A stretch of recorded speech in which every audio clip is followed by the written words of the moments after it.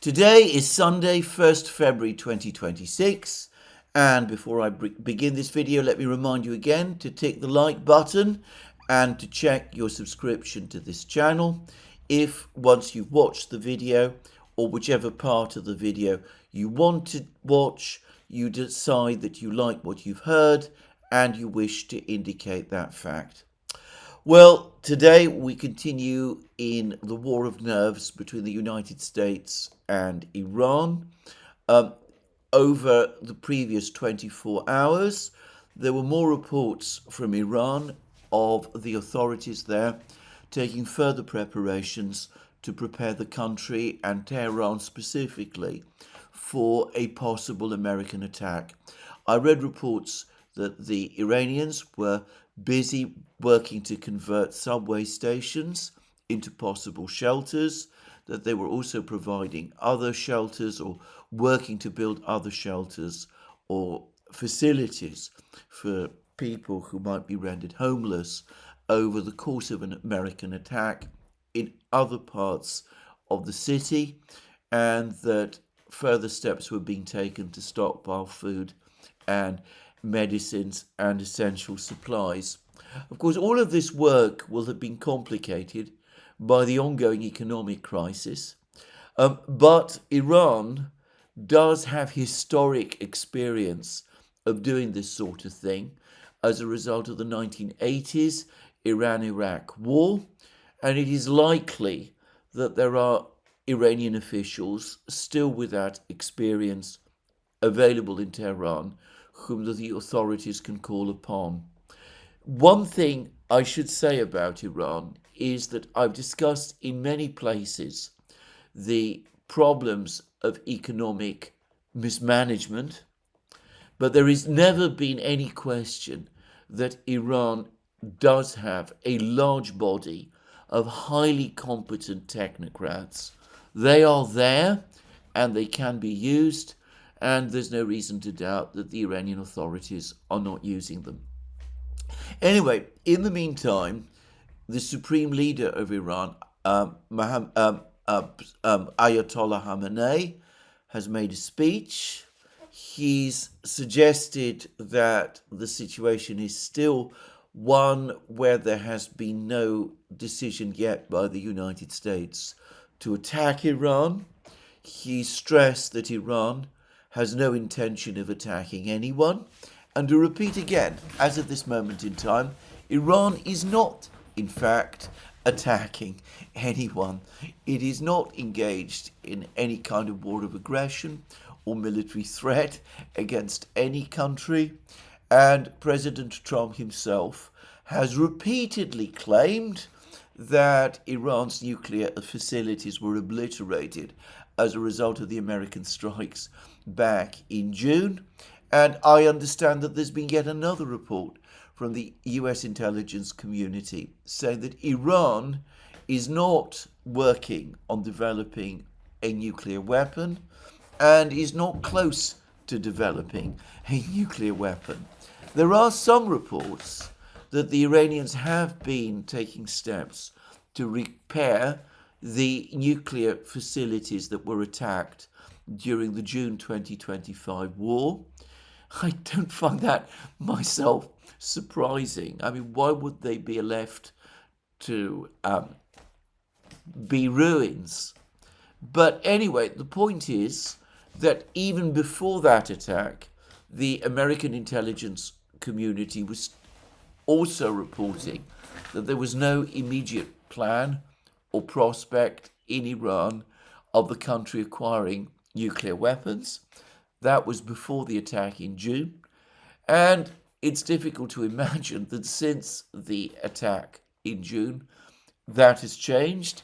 Presumably, whatever damage was done in June, it will have certainly pushed the development program for developing nuclear weapons back, even if this was only done for a few months.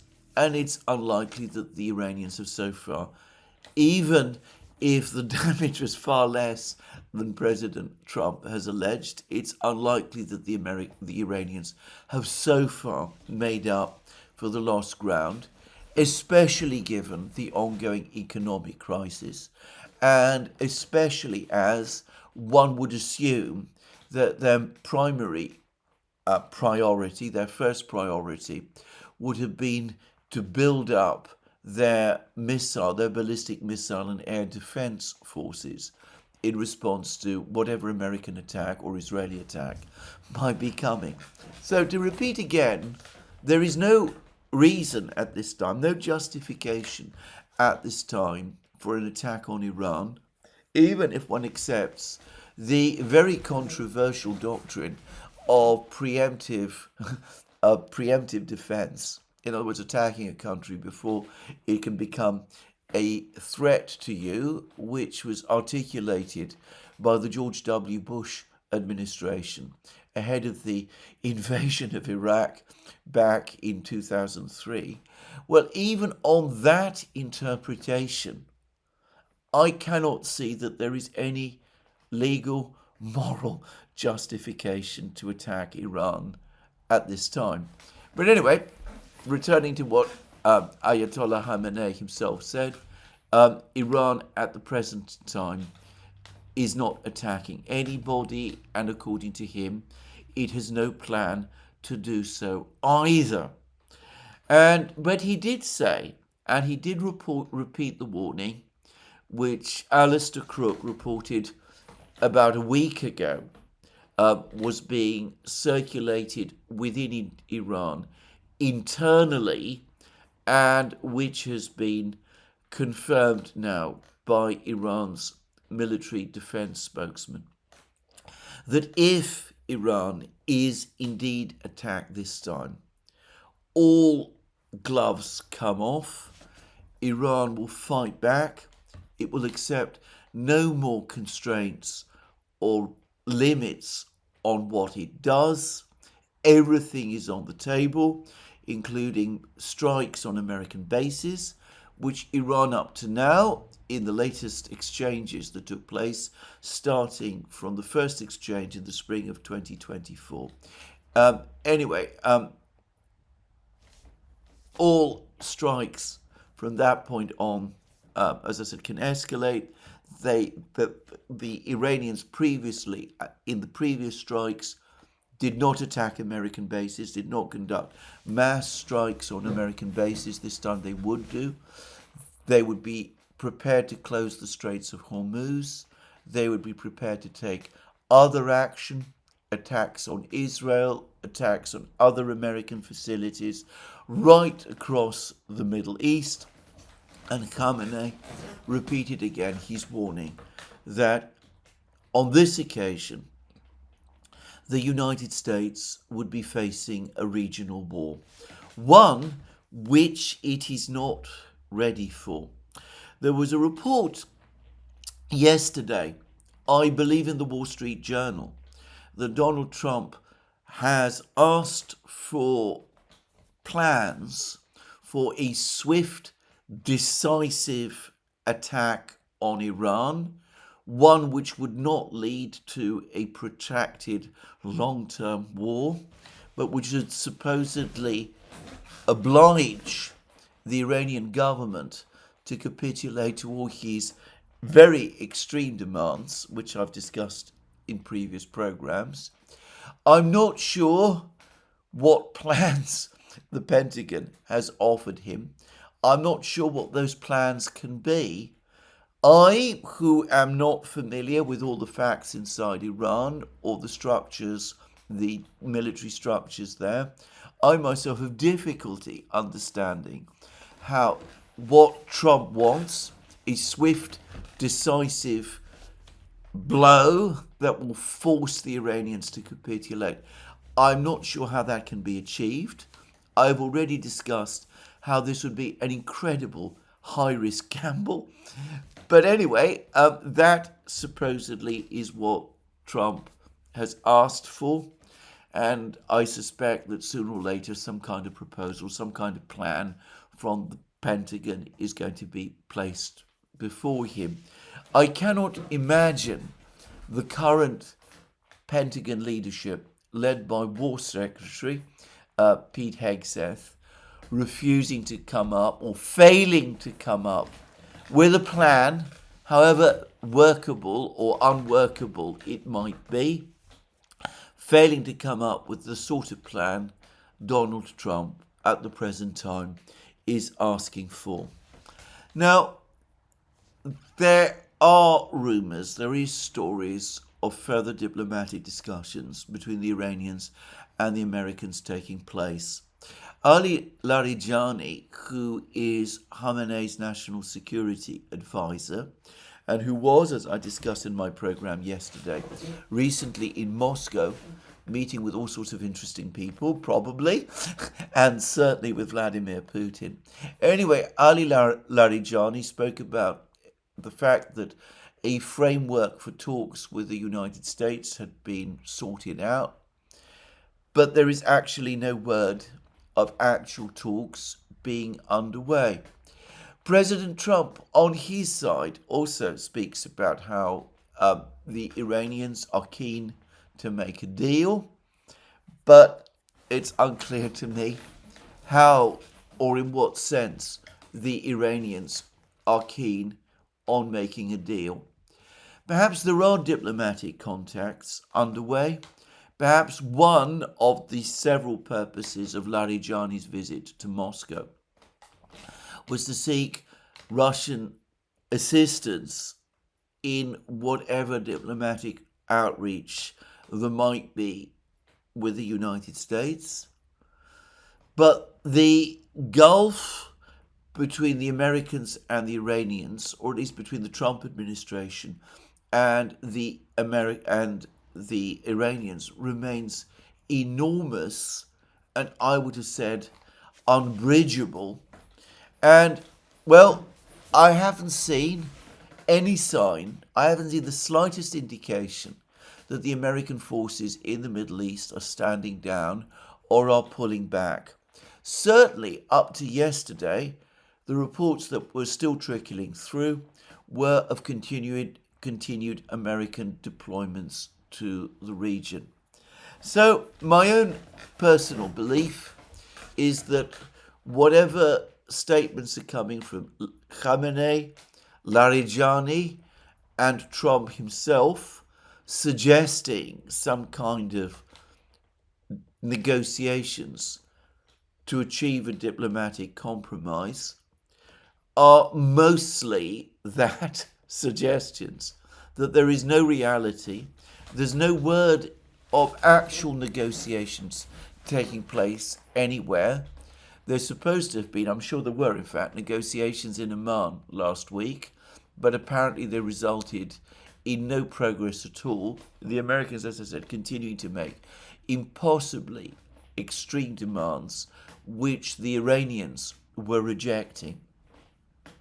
So I've not heard, I am not aware of any talks of any kind taking place, either directly between Iranian and US officials or through intermediaries, whether these be the Omanis or the Saudis or the Russians. I'm not aware of anything like that taking place. And what I see instead is a continued American build-up in the Middle East and signs that the Iranians themselves are working on their preparations, on their countermeasures. Perhaps there are some sort of diplomatic contacts, but I am sure that in Iran they remember vividly what happened in June. Back in June last year, the Iranians were lulled into complacency as a result of an agreement between the United States and themselves for a bilateral meeting in Oman between their foreign minister, Abbas Araghchi, and Donald Trump's chief negotiator and diplomatic representative, Steve Witkoff. And even as that meeting was in the process of being prepared, first Israel launched its decapitation strike against the Iranian leadership in Tehran, and then as the 12-day war continued, the United States itself became involved with its strike against the Iranian nuclear facilities in Fordow and other places. And because the Iranians allowed themselves to be lulled by the fact that negotiations or discussions between the Americans and themselves were about to happen, they did not take adequate precautions. And many of their people, many of their senior people, including especially many of their top military commanders, were killed in the first 24 hours of the 12-day war as a result of Israeli military action. The reports from Tehran about precautions being taken ahead of such a strike suggest that this time, as the Iranians themselves say, they have learnt this lesson, their lesson, and they're taking precautions, and they're more prepared for the strike if it happens. My own view is that we are still heading towards some kind of military action by the United States.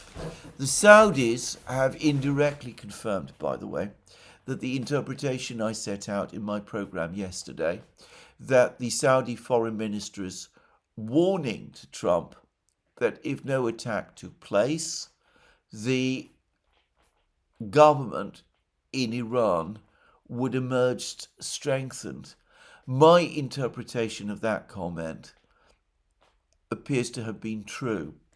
Several people followed up and contacted the Saudi Foreign Ministry to ask whether this meant that the Saudis were indeed now supporting an American strike against Iran. The Saudis have categorically denied that, and I understand that it is now largely accepted that the Saudis actually, what they were trying to do was to get Trump to understand that what he has already done puts him in a precarious position with respect to the Iranians. That even if he were to pull back now, the government would emerge strengthened. But they're still telling him to pull back because they worry that the alternative would be either that the government in Iran would be strengthened further still because it would have seen to have absorbed or even repelled an American attack, or in the alternative, if it were to collapse and there were to be some kind of crisis in Iran, that would be a massive problem for the Iranians and for everybody else, not just in the Middle East, but in the wider world. So the Saudis have already warned Trump that he's been embarking on the wrong course, but by this point in time, I get the sense that this particular president is far too deeply committed. He's far too invested in what he is currently doing, so that I don't myself believe that he can pull back. Unless there is a sudden Iranian capitulation, of which I see no sign, I expect that at some point over the next couple of days or weeks, or sometimes it can take much longer than that, the crisis in the Caribbean concerning Venezuela took months to develop, and it may be the same here with Iran, though the stakes are much higher and the dangers are far greater. It may take a while to happen, but some kind of an attack on Iran in the meantime is certain, in my opinion, to come. Now, I said that everybody would lose if there was a crisis in Iran, if there was a collapse of the government and Iran itself were to fall apart.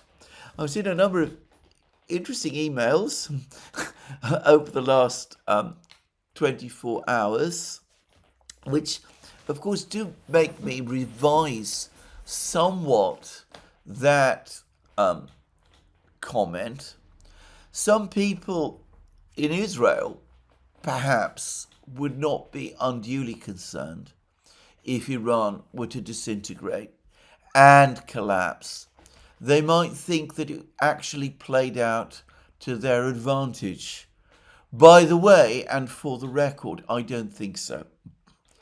But I cannot see how a collapse in Iran, a political crisis there, a potential civil war in Iran would benefit the United States. In fact, the overwhelming probability, if such a thing were to happen, is that Iran, as it has done many times in its history, would reconstitute itself after a prolonged crisis, but in a far more anti-American direction, with enormous instability caused in the meantime in the Middle East, across the Middle East, as a result of the crisis in Iran. For the record, my own view is that a collapse of the government in the face of an American attack is unlikely, even if special forces are used. The consensus on the part of the intelligence agencies appears to be that the government's control remains firm and that it still commands a critical mass of support within Iran itself, and that the military and security forces, though fractured, nonetheless, overall, are loyal to the government, to the existing government, which of course has religious sanction. So I don't myself expect a collapse in Iran or a regime change there. I might be wrong. As I said, I'm not familiar with the internal situation. But anyway, I repeat my view that if I am wrong and that if there is a collapse, well, I don't think in the long term it benefits anyone, and it certainly won't benefit the United States. Anyway, there we go. Now, there's always uncertainties. There remains the strong likelihood that if there is an all-out war and Iran absorbs the blow, that it will close the gates of Hormuz. This is well within Iran's capabilities, as is now universally admitted. And there are also, and I've read them now, lots of emails coming in my direction from all sorts of very knowledgeable people, and I don't mean that in any way ironically, I mean generally very knowledgeable people pointing to the vulnerabilities or potential vulnerabilities of the American fleet and of the American aircraft carrier. Since we are not yet in a war situation, I don't think it's proper for me to discuss these matters. If we do get into a war situation, if things do escalate into the kind of all-out regional war that Khamenei and other Iranian officials are talking about, then that will be the moment to debate these things. All I would say is that I have learned an awful lot from these emails, and I want to thank the people who have sent them to me. So that's all I'm going to say about the situation in Iran at the moment. As I said, we're in the middle of the war of nerves. An attack is going to come. The Saudis are unhappy. There are some people in Israel who are also unhappy. They remember Israel's own lack of resilience during the 12-day war. But it seems to me that the train, if I can call it that, has left the station. It is trundling forward, and I don't think there is anyone now who can stop it. At most, they might be able, for a short time at least, to slow it down.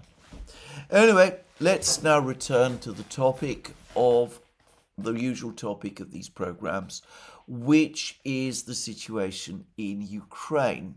Now, the first thing to say is that today is the day when, according to the Russians, the 7-day energy truce which, in my opinion, never really existed in any actual format. Anyway, when the 7-day truce expires, the Russians retain the sullen silence that they have always adopted over this issue. I don't think they were happy with Trump's request for an energy truce. I think they were extremely unhappy about the way Trump announced that there was an energy truce. They backdated it to the end of last week, and they're saying that it expires today, and there isn't the slightest hint or word from Moscow, or by the way from Kiev or Washington, as of the time of making of this program, when the Russians are suggesting that the Russians have agreed to extend the truce in the way that Vladimir Zelensky, at least, clearly wants. Speaking of Zelensky, he has played an extraordinary game with the convening of the tripartite working party that met a week ago in Abu Dhabi. He is clearly very unhappy that this tripartite group is meeting at all. It's clear now, it's becoming increasingly clear now, that both the Americans and the Russians were trying to get the Ukrainians to start to discuss the mechanics of a Ukrainian withdrawal from Donbass. I should say that as far as the Russians are concerned, this is merely the first step. It will not even mean the end of the war. The Ukrainians did not want to discuss the mechanics of a withdrawal from Donbass. Kostyunov, the chief Russian negotiator, the head of the GRU, has said that the Russians were happy at the talks, but the Ukrainians were not. The Ukrainians were under strict instructions from Zelenskiy not to agree to a withdrawal from Donbass. And my sense is that there is no real pushback or disagreement with Zelenskiy on this issue amongst anyone within the political elite in Kiev. So the talks did not go well from a Ukrainian point of view. The Ukrainians came under pressure to do that thing which Zelensky has repeatedly rejected. Zelensky is not happy meeting with the Russians at all, except a bilateral meeting between Putin and himself. He has again requested such a bilateral meeting. The Russians have again responded that if he wants to meet with Putin, he's welcome to come to Moscow to meet Putin there. Zelensky predictably rejected that suggestion, which from the Russian side must have been meant ironically. Anyway, Zelensky rejected that proposal outright. He has made a counter-proposal for Putin to come to Kiev, which of course the Russians have ignored. Anyway, so Zelensky doesn't want talks. He spoke over the last couple of days about the fact that the talks, the next meeting of the Working Party, which was supposed to take place today, that might have to be postponed because of events in the Middle East. Probably to his disappointment, there is no actual war at the moment between the United States and Iran, so he can't hide behind that excuse anymore. But nonetheless, he still doesn't seem at all keen to resume the work of the tripartite working party. He's not put together a delegation or sent people to represent him and Ukraine to Abu Dhabi. He has spoken about the meeting now being postponed to the 4th or 5th of February, in other words, a couple of days. He says he's ready to send his people there, to Abu Dhabi there on those days for a 2-day meeting. Obviously, he's come from under enormous pressure from the Americans to send his representatives to the Abu Dhabi meeting on the 4th or 5th of February, there is no word at all from the Russians about what their perspective is about any of that. Presumably they will send their people, they always do, but from their point of view, this dithering by Zelensky is further proof of his acute discomfort with this entire process. There continues to be extraordinary confusion about the Russian negotiating position. And I have to say, I find this really very strange. It's not as if the Russians have made their negotiating position at all difficult to understand. About a week ago, when I was talking about how there were hints from the Russians, what Ushakov said after Putin spoke to Trump, last time Putin spoke to Trump, I think it was on the 29th of December, and follow-up comments from Putin during a meeting with ambassadors who were presenting their credentials. I said it seemed to me as if the Russians might be hinting at a hardening of their positions, their diplomatic position. Gordon Hahn and Ray McGovern came back and said that I might be overinterpreting what the Russians were saying. Well, I say that, I mentioned that because the problem of overinterpretation does exist, but in terms of what the Russians are saying about their negotiating position, there is no reason to worry about overinterpretation at all, because they have set out their position repeatedly and very clearly. So, going back to an article that Anatol Lieven and Mark Peskov have written for Responsible Statecraft, the website of the Quincy Institute, which has also been commented upon by the Moon of Alabama. Lieven and Episcopos appear to believe that over the course of the negotiations, the Russians have conceded the idea that Ukraine can join the EU.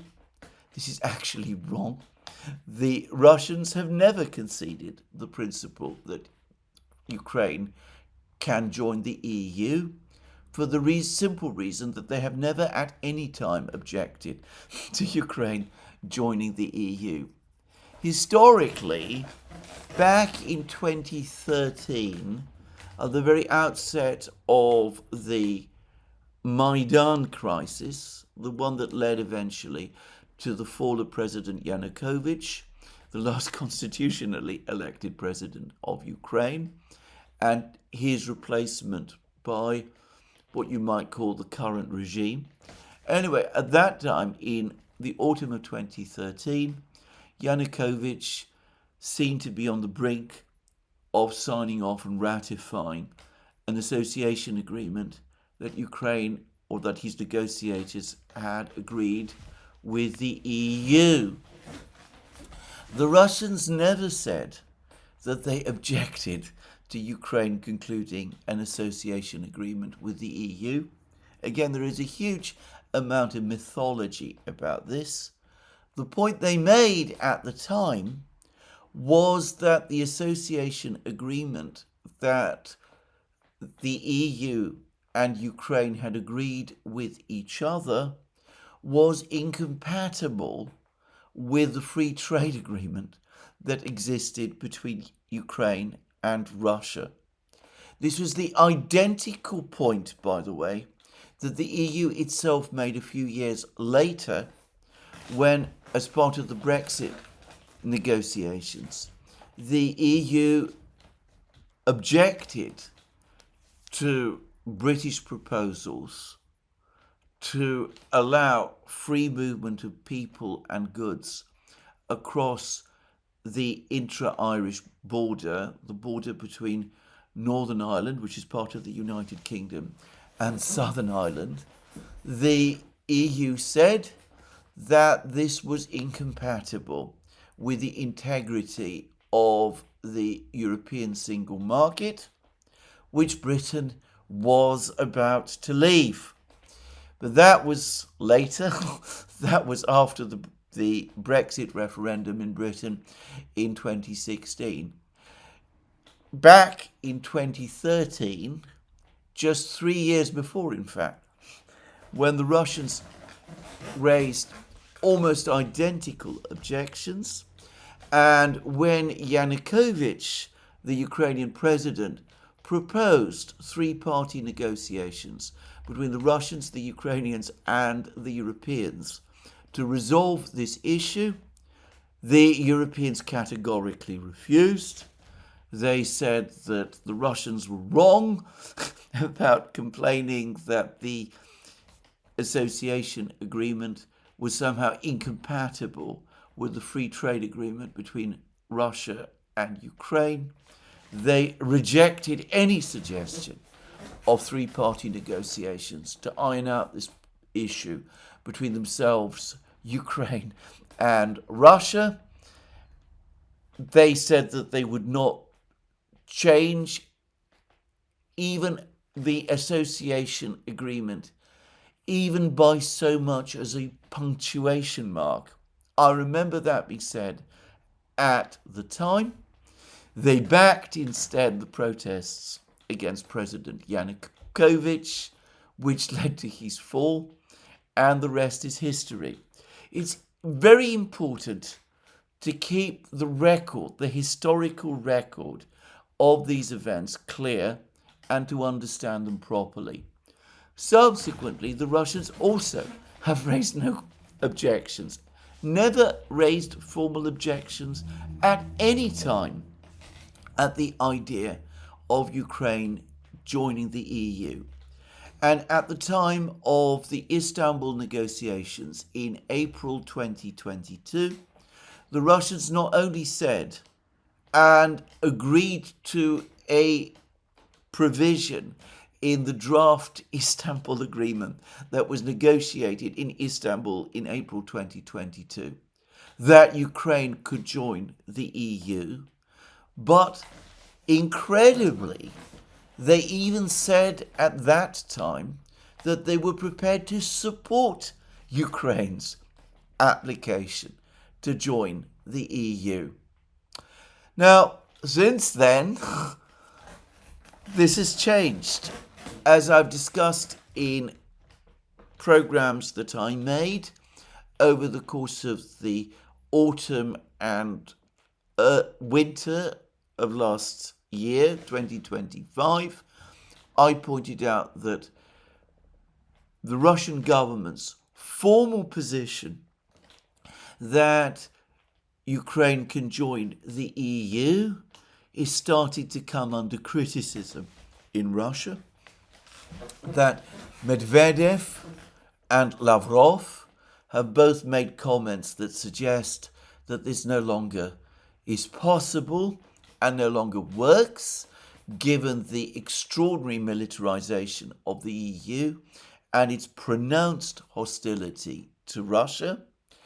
Putin has faced challenges, direct challenges from the Russian media over this issue in various press conferences that he has given.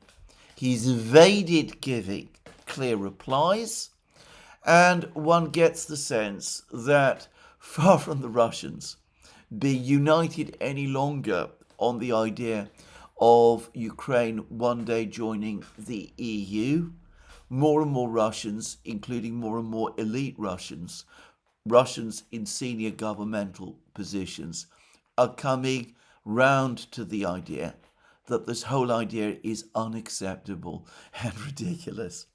So when Levin and Peskov say that the Russians have made a concession on Ukraine's EU membership over the course of the discussions with the Americans in 2025, they are not only wrong, actually, but they are unaware that the drift in Moscow seems to be in the diametrically opposite direction, towards Russia opposing EU membership for Ukraine, whereas in the past it had grudgingly accepted it. Anyway, that is one. Perhaps even more extraordinary is the discussion about security guarantees. Again, Levin and Peskov appear to believe that the Russians, over the course of the various discussions with the Americans, have agreed to some form of security guarantees with the United States. And I was reading the Moon of Alabama about this, and, well, he pushed back, the Moon of Alabama pushed back on this also, but seemed unaware of the interview that the Russian Foreign Minister Sergei Lavrov gave to the Turkish media on the 29th of January, in other words, just 3 days ago, in which Lavrov not only said that the Russians have not agreed to the sort of security guarantees that the Americans and the Ukrainians and the Europeans are talking about, but that they have not even been consulted about them. They have not even been shown any documents pertaining to this issue. They've learnt about a supposed draft agreement concerning security guarantees, which Zelensky and his officials have talked about, but no one has ever shown them this document. And Lavrov made it absolutely clear that the Russians categorically reject this whole idea of security guarantees in the format that is being suggested, and that, as far as they're concerned, the only security guarantees that remain on the table and which they're willing to talk about are the security guarantees that were also set out in the original April 2022 Istanbul Agreement, whereby Russia is also one of the guarantor powers, and as a guarantor power has a right to veto the establishment of bases or foreign troop deployments on Ukrainian territory. Again, it is all there, set out clearly by Lavrov in that interview, which, to repeat again, he gave to the Turkish media just a few days ago. And he also, by the way, over the course of this same interview, which I discussed 2 days ago in one of my programs, he also said that the proposal for security guarantees that appears to be circulating in the West is not only one that the Russians have never seen or been consulted about or had discussed with them, but that it appeared to be intended to perpetuate the existence of the Zelensky government, and that already made it unacceptable to the Russians. Earlier today, another senior Russian foreign ministry official went on the record as saying that the Russians also categorically reject any Western troop deployments in Ukraine. He pointedly said that it didn't matter whether a French private entered Ukraine wearing a NATO cap or an EU cap. In either case, it was unacceptable. And to be clear, there is nothing new in what Lavrov has said or what this other Russian foreign ministry official, speaking, by the way, to the Russian media, has also said. Right after the meeting in Paris on the 6th of January, when the question of security guarantees for Ukraine was discussed by the Americans, the Ukrainians, and the Europeans, the foreign ministry published a statement, the Russian foreign ministry, publishing a statement saying that all of these ideas about security guarantees and about European troop deployments in Ukraine was completely unacceptable and rejected by Moscow. So again, there is no uncertainty, no ambiguity on this point at all. One shouldn't look for it. The Russians have set out their position about it extremely clearly. And, well, Peskov and Lieven also appear to believe that the Russians have agreed to the proposal that Ukraine have an army of 600,000 men or 800,000 men. As the Moon of Alabama correctly says, there isn't a single hint that that is true. Not a single Russian official has ever said anything like that. Lavrov, on the contrary, over the last few weeks, has again repeated that Ukraine's demilitarization is a Russian condition. And, well, again, there continues to be this mysterious discussion about a ceasefire in Zaporozhye and Kherson region, provided the Ukrainians pull out of Donbass. But no Russian official has ever confirmed that. Either they talk about an anchorage formula supposedly agreed between Trump and Putin, and I've come to the view that basically all that formula amounts to is an agreement that Ukraine should pull out of Donbass first, with no commitment made by the Russians in respect to any other territory in Ukraine. But that, I accept, is my view. So there it is. I don't understand why people find all of this so difficult to understand when the Russians themselves spell it out. It does seem to me that people in the West spend far too much time basing their opinions about the state of the negotiations on comments made by American officials. Even as they do that, they ignore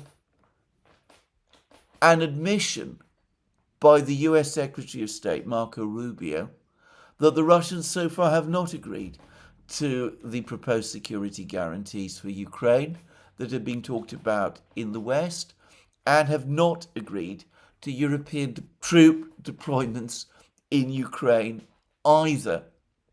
So Rubio is, in effect, admitting to what Lavrov is also saying. When people talk about overinterpretation, there is massive overinterpretation of the state of the negotiations based entirely on what is said by the American side.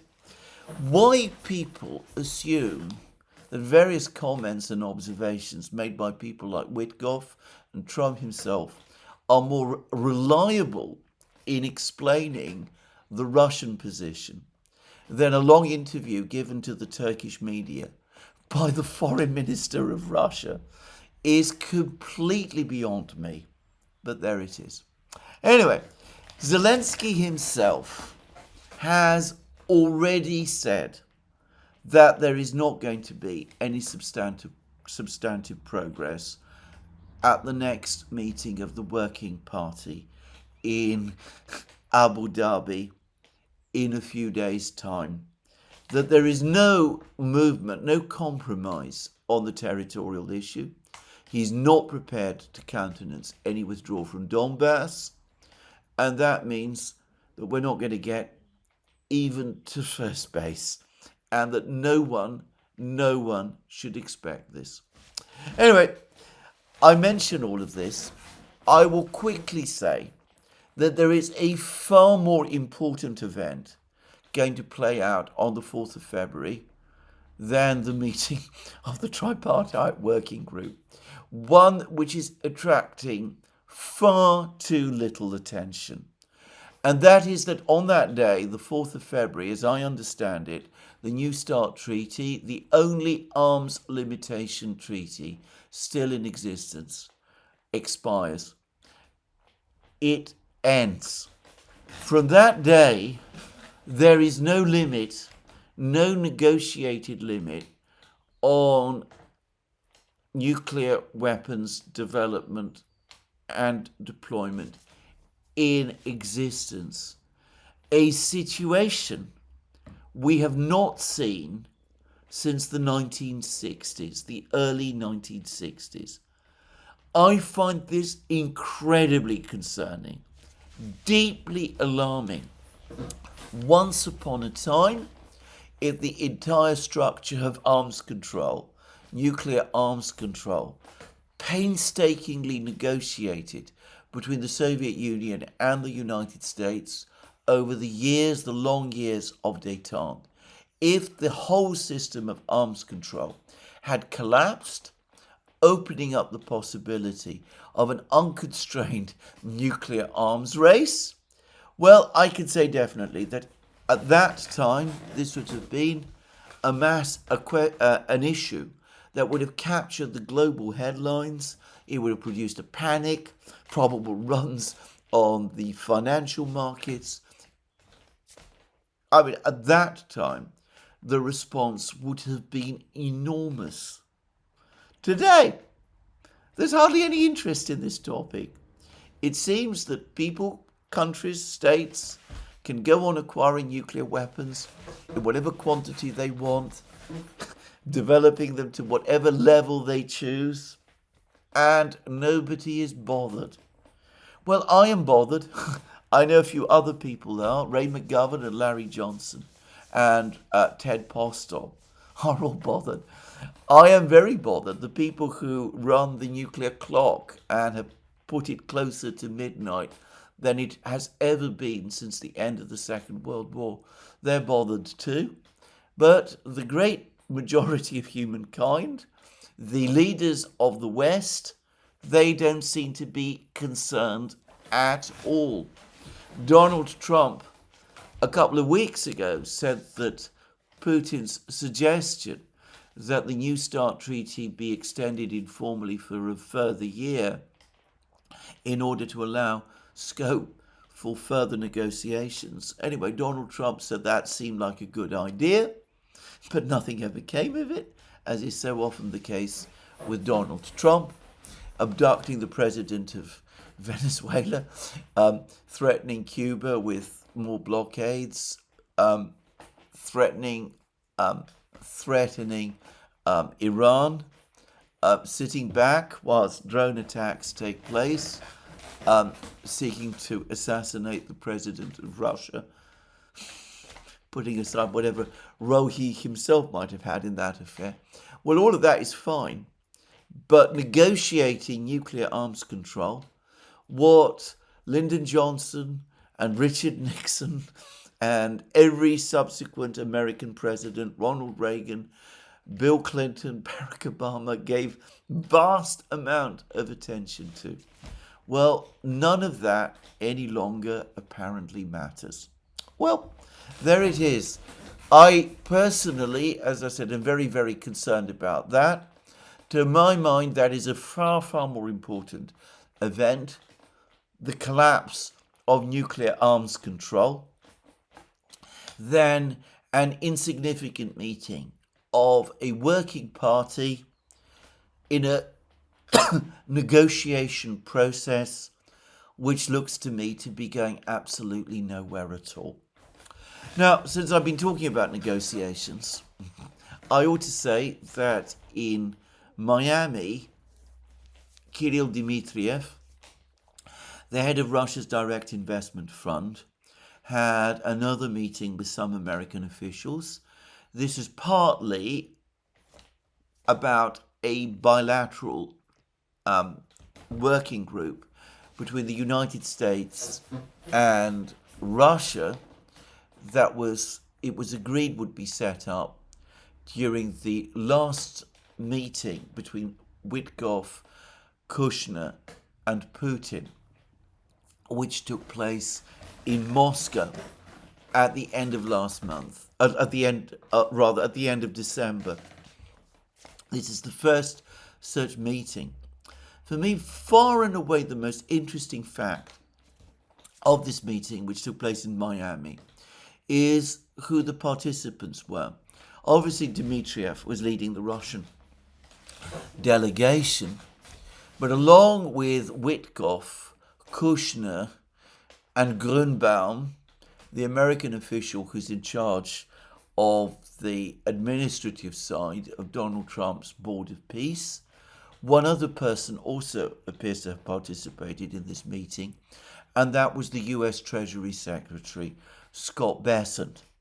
And I'm going to suggest that probably the reason Scott Bessent was there is that his agreement is needed to lift the Treasury sanctions, the US Treasury sanctions on the $5 billion of Russian assets frozen in the United States, so as to enable the Russians to pay out of those assets the $1 billion fee so that they can join Donald Trump's Board of Peace. I think from a Russian point of view, getting that lifting of the sanctions is the single most important aspect of this proposal. Because if the Americans lift their sanctions, even if only temporarily, on these frozen assets, then that complicates massively any European argument that Russian assets frozen in Euroclear should not be returned to Russia and cannot be used by the Russians at some future point. I ought to say quickly that for the many reasons I've discussed in the past, I think the Russians are already in an enormously strong legal position on this question. But anyway, that's what I think this discussion in Miami was mostly about. Scott Bessent, by the way, in relation to Russia, comes across to me as being one of the most hardline figures in the Trump administration. He's also a hardliner in relation to China as well, by the way. I think it is going to be very, very difficult to persuade him to give this sanctions exemption. It would probably require a direct order from Trump before he did so. And given how dithery Donald Trump invariably is about these matters, I'm far from certain that that direct order from Trump is going to come. Anyway, that's what that was all about. Again, an inconsequential meeting, even as the whole structure of arms control, negotiated, as I said, by the Americans and the Soviets, and then by the Americans and the Russians, going all the way back to the 1960s, falls apart all around us. It seems to me that some people, especially in Washington, have their priorities all wrong. But then I also get the sense that some people, not just in Washington, but in London too, not only don't care about the collapse of arms control, but rather want it and want to continue to pursue their own particular vendettas against the Russians. The British media is reporting this morning that the extraordinary activities of a certain, let's call him a financier, in New York, which have been the subject of enormous scandal in the United States. I'm afraid I have to choose my words very, very carefully because of the sensitivities of this platform, for which my apologies, by the way. I absolutely don't want to do this. Anyway, they're alleging that this particular financier, whose activities have caused Donald Trump enormous embarrassment because of Donald Trump's 15-year friendship with this person, and whose enormous activities have also caused massive embarrassment to three well-known British personalities. One, a member of the monarchy, the royal family. Another individual who has held ministerial and diplomatic posts on behalf of the British government. And the third, a well-known socialite. Anyway, the activities of this person were, of course, controlled by Moscow. He was a Russian agent all along. Incredible, but if you believe the British media, true. Well, of course, I do not believe the British media here. If there had been the slightest reason to think that, we would have heard all about it long ago. But anyway, some people still want to blame Moscow for everything. They continue to hint darkly at collusion between the President of the United States and the Russians, even as the President of the United States authorizes drone attacks on Russian territory, including the Russian presidential residence in Valdai. And they go on doing this, even as an FBI report has now been published, suggesting that to the extent that the president was influenced by any particular government, it was the Israeli rather than the Russian. A report prepared by the FBI, even as the FBI was investigating Donald Trump on the basis of the collusion allegations with the Russians that have now been discredited. Anyway, I'm not going to say more about this on this program. On the Duran, we might turn to that later in a fresh program. And by the way, it seems that there's been more information about the collusion allegations coming out from the intelligence community in the United States, demonstrating how they were untrue. But I'm not going to comment about that in this program because I haven't had a chance to read through this information yet. Anyway, there we go. Negotiations, inconsequential negotiations which lead nowhere, even as the entire system of arms control collapses all around us. In the meantime, the war in Ukraine itself goes on. Now, Elon Musk this morning has said that various changes to the Starlink system have meant that it will no longer be possible for the Russians to piggyback on Starlink to conduct drone attacks across Ukraine. He is admitting that this affects the operation of Ukrainian drones that have relied on Starlink up to now also. But he suggests that the Starlink engineers are working on finding some sort of a solution to that. Now, this is part of the game that Starlink and the Russians constantly play with each other. The Russians repeatedly work to break Starlink or to jam Starlink or to adapt Starlink to their own uses. The Americans counter this. This game goes on all the time. I think it is highly likely that what Musk says is true. I think that the Russians will probably find ways round. But then, what do I know about this? But regardless, the Russians can continue to conduct drone strikes across Ukraine, even if they're not using Starlink to guide them, which undoubtedly has been of assistance to them. And, well, assuming the war goes on that long, in about a year's time, or a little later, the Russians will have their own equivalent to Starlink in place. and will be able presumably to resume their own attacks using that system instead of Starlink itself. But that, of course, implies that the war is still going to be ongoing next year. Now, in the meantime, the fighting continues.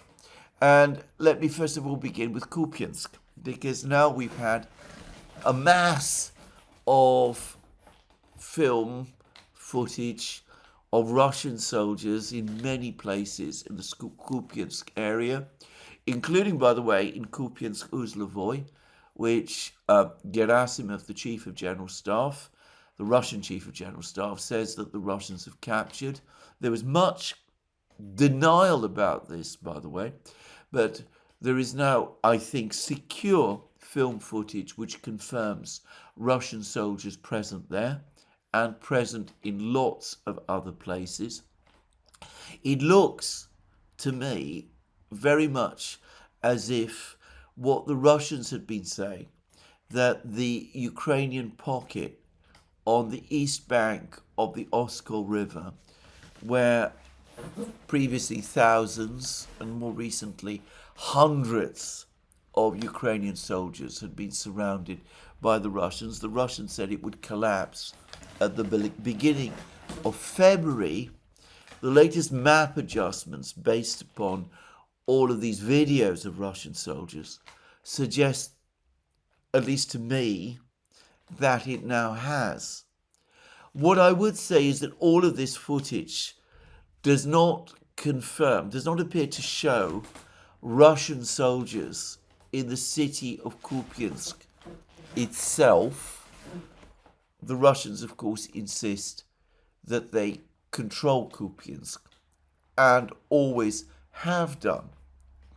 But in light of all of this footage that we have, I think even those who have believed in a successful Ukrainian counteroffensive in the Kupiansk area are now gradually coming round to the view that the Russians do definitely hold the initiative in the Kupiansk area, and that before long, in a relatively short time, the whole of Kupiansk will once more be fully and securely under Russian control.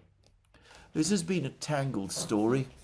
Again, to my mind, it shows the extraordinary extent of the West's information dominance over the war, just as with all of the muddle and confusion about Russia's diplomatic position, which is actually perfectly clear, just as with the lack of awareness of this interview that Sergei Lavrov gave to the Turkish media just a few days ago, just as with the improbable stories about massive Russian casualties.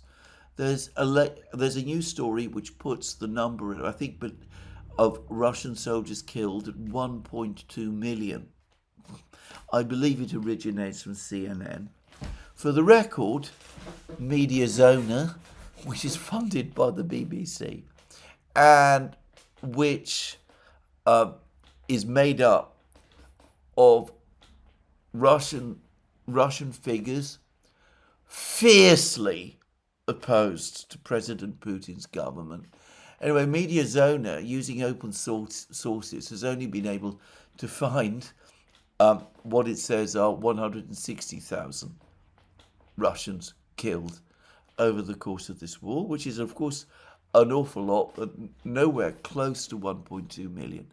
Anyway, people nonetheless repeat and believe that, disregarding the history of American the American inflation of enemy casualties in previous recent wars, Vietnam, Afghanistan, Iraq, and others. Anyway, just as with that, so also with this story about Kupiansk, because the Ukrainians say it, because the Western media believes it, because it is repeated in that sort of way. Many people accept these accounts as true, even though I suspect, I continue to believe that they probably weren't true. Anyway, there we go. Let's not waste more time on Kupiansk. It's only one place, and whatever it was that happened over the last couple of weeks, it looks like it's mostly over. The big news on the battle lines continues to come in two places. In the area north of Pokrovsk and Konstantinovka, where the Russians are now very close to the important town of Druzhivka, which lies between Konstantinovka and the key city, the last big remaining city under Ukrainian control in Donbass, which is Kramatorsk, and the continued Russian advances towards Orekhov. The Russians are converging on Orekhov from the south, the east, and the west. All three Russian forces are in motion. And according to Gerasimov, by the way, there is already fighting, presumably from the southern Russian forces, taking place in Orekhov itself. I don't know how long this battle in Orekhov is going to take, but I expect that it will be over by the end of winter. The Russians have captured Ternovata. They've captured other places on the eastern flank of Orekhov. They've also captured Novoyakovlevka and other places on the western flanks of Orekhov. It seems to me that the distances between the advanced Russian forces, both east and west of Orekhov, is now becoming increasingly small. It seems to me also that the Ukrainians who are defending Orekhov are very soon going to be confronted by a choice.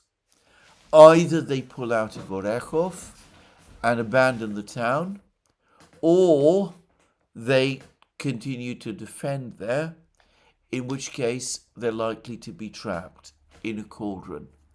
There is rumors, there are comments among some Russian commentators that the Ukrainians might be planning some kind of counterattack in this direction in order to push the Russians, the Russian pincers back from Orekhov. But to be frank, as of now, I have seen no evidence of such a counterattack being prepared, and I doubt that by this stage in the war, if such a counterattack were to take place, that it would be successful. So anyway, an operational crisis that the Ukrainians are facing in Zaporozhye. And I've spoken again about Western information dominance, bearing in mind that this very same area in Zaporozhye was where the Ukrainians launched and were defeated in their own great summer counteroffensive of 2023.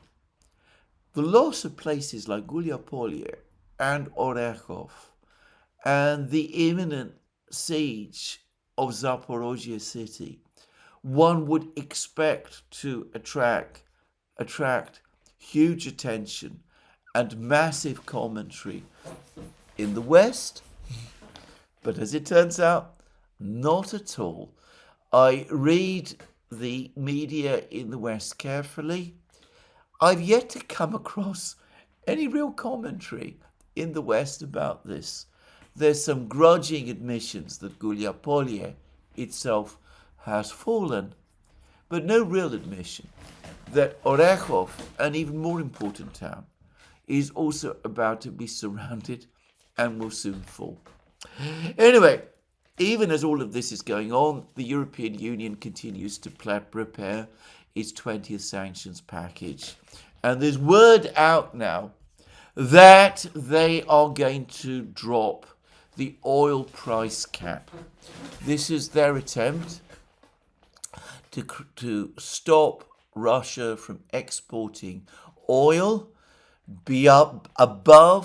priced above a level which they arbitrarily set. They were going to impose their price on Russian oil. The Russians ignored this. They exported oil to China and India and other places. On the Iran, we discussed the oil price cap at very great length. We pointed out that this whole idea was unworkable. We also pointed out that to the extent that it might be workable, it risked creating an oil shortage. The West, of course, was not keen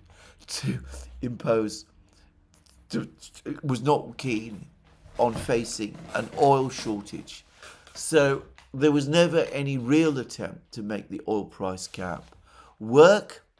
And the Americans, who were the first people, by the way, to propose an oil price cap on Russian oil, the idea originated from the fertile mind of Joe Biden's Treasury Secretary, Janet Yellen. Anyway, the Americans under Donald Trump appear to have completely lost interest in this idea. So the Europeans, it looks like, are now thinking of dropping completely the oil price cap. They're going to instead take more direct action, as far as I can tell, against what they choose to call the Russian shadow fleet. The shadow fleet, as we've discussed on the Iran many times, is no such thing. It is merely various ships that carry cargo from Russia, owned in many cases by third parties around the world, and which are not insured in London. There continues to be, I should say, a curious belief held by many people that London remains in some ways a pivotal financial centre. In fact, the pivotal financial centre. Well, to the extent that that is true, it is certainly not true anymore in the world of maritime insurance. It ceased to be true long ago. And it is certainly possible nowadays to get insurance for ships in many places, no longer in London. The European Union and the British didn't seem to realise this, but that is the reality of the modern world. Anyway, the idea now is apparently to go after ships that carry Russian oil. The legal basis for doing this is extremely complex and, in fact, I would say non-existent. And we've had all sorts of very strange incidents take place. There was the incident of the Marinera, which I discussed at extravagant length about 2 weeks ago. The tanker, apparently owned by a ship owner, a Russian ship owner in Crimea, who was shipping Venezuelan oil to India, nothing to do with Russia. Anyway, his ship, the Marinera, originally called the Bella 1, I believe, was registered, I believe, from memory, I think it was the Cameroons, anyway, somewhere in some African country, except that it seems that the registration was never properly sorted out. He was just flying the flag. Anyway, when the Americans came after the tanker, he rushed to register it in Russia, in Sochi to be precise. The Americans seized it before the Russians could interfere. The Americans said that they would prosecute the crew, though again I'm not entirely clear under what charge. The Russians made very strong complaints. The Americans agreed to release the 2 Russian crew members from this crew. There were many claims that the crew was mostly Russian. It turned out eventually that that was not the case at all. The largest nationality amongst the crew was Ukrainian. Anyway, there were 2 Russians amongst the crew members. The Americans have now released them after much dithering, and they're now in Russia. Emmanuel Macron, goaded by Zelensky, then sees another tanker in the Mediterranean, which had taken on oil at a Russian port. I believe this was Novorossiysk, but I'm not absolutely sure. It might have been one of the Arctic ports, and it may have been that this tanker was heading to the Suez Canal. Anyway, one way or the other, Macron sent the French military to board this tanker and to seize it. It turned out that the tanker had no connection, no legal connection to Russia whatsoever. It was owned by a company in the Marshall Islands, and that the crew was not Russian at all. There were no members of the crew who were Russian. Rather red-faced, the French authorities had been obliged to release this tanker. I believe it's called the Grinch, by the way. Perhaps after the Dr. Seuss character. I don't know. Anyway, this tanker has been released together with its cargo, and it is now steaming to its destination, whatever that is. But anyway, despite all of these failures and embarrassments, and the fact that the Americans don't seem to be keen on this idea at all, their navy, far more powerful than any European navy, is now very overextended, with operations ongoing in the Caribbean and in the Arabian Sea. Anyway, the Americans, not keen, but the Europeans apparently looking for some way to stop Russian oil revenues. This time they're going to presumably try to go after more Russian ships, or what they call Russian ships, or shadow tanker ships on the high seas. And the Russians now are openly saying that they will provide naval escorts. They've been talking about doing this for about 6 months. The first person to float the idea was Nikolai Patrushev, formerly Putin's national security advisor, now in overall charge of Russian shipbuilding and supervising both the Russian merchant ship fleets and the Russian Navy as well, by the way. Anyway, Patrushev talked about this. We've seen some instances of the Russian Navy taking merchant ships into convoy. The Russians have told ship owners to re-register their ships and tankers in Russia properly, not as happened with the Marinera in a hole-in-the-corner fashion after the Americans were already chasing that particular ship, but to do this properly this time and in a timely way. More and more ships are apparently now raising the Russian flag and doing so legally, and the Russians are increasingly providing naval escorts, which, by the way, they are able to do.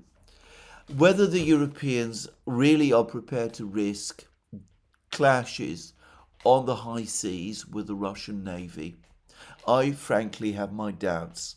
I doubt they will do this without the Americans. And I don't think the Americans are interested. I think that the Americans, for one thing, know perfectly well that if there was such a clash between themselves and the Russians, or possibility of any kind of dialogue between the United States and Russia, which for the Americans at the moment is some sort of a priority, would collapse. And I don't think that that is what they're going to do. So I suspect the ships, the Russian ships, which is what they will now be, we can forget about calling them shadow fleet tankers. They're going to be Russian registered tankers, are going to continue to sail. The Russians are about to acquire one of the biggest merchant fleets in the world as ship owners from all over the world rush to register their ships in Russia and to raise the Russian flags. Who would have thought it? But that, at least, is where we seem to be heading. In the meantime, the blackouts in Ukraine continue. We've heard less about them today, but yesterday the blackouts extended and took in most of Moldova as well. So we're waiting to see whether, with the expiry of the energy truce, the Russians are going to launch another big missile and drone attack against the Ukrainian energy system.